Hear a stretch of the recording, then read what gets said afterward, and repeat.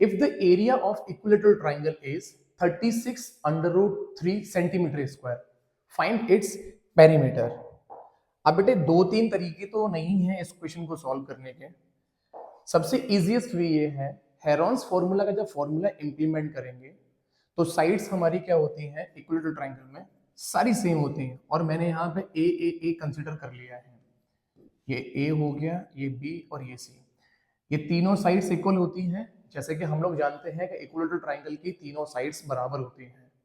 अब हेरॉन्स फॉर्मूले से क्या किया था, जब उसका फॉर्मूला बनाया हुआ है, और इसका फॉर्मूला क्या है, डायरेक्ट फॉर्मूला है। जैसे आइसोसेलेस ट्राइंगल का फॉर्मूला लिखा था ना बेटा, तो यहाँ पे एरिया ऑफ इक्विलेटरल ट्राइंगल और फॉर्मूला है अंडर रूट 3/4 ए स्क्वायर।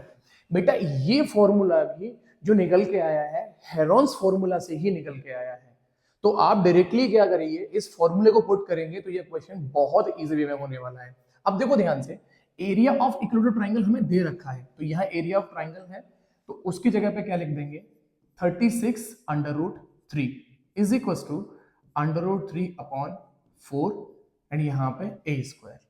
अब जब कभी भी लेफ्ट हैंड और राइट हैंड में अगर टर्म्स अगर दे रखे, इनको स्विच करते हैं तो डिनोमिनेटर न्यूमरेटर में मल्टीप्लाई हो जाता है और न्यूमरेटर डिनोमिनेटर में मल्टीप्लाई हो जाता है।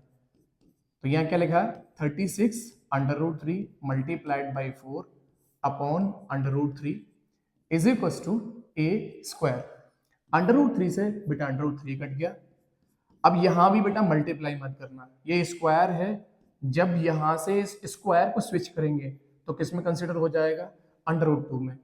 36 मल्टीप्लाइड बाई 4, 36 बेटा किसका होता है, 6 का होल स्क्वायर होता है, और 4 किसका होता है, 2, ये 2 का होल स्क्वायर होता है।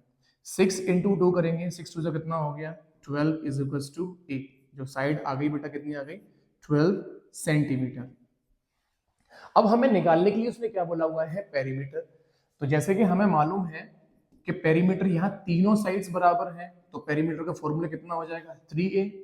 तो 3 की जगह 3 रखा, a कितनी निकल के आ चुकी है, 12। तो 12 3 कितना हो गया, 36 सेंटीमीटर।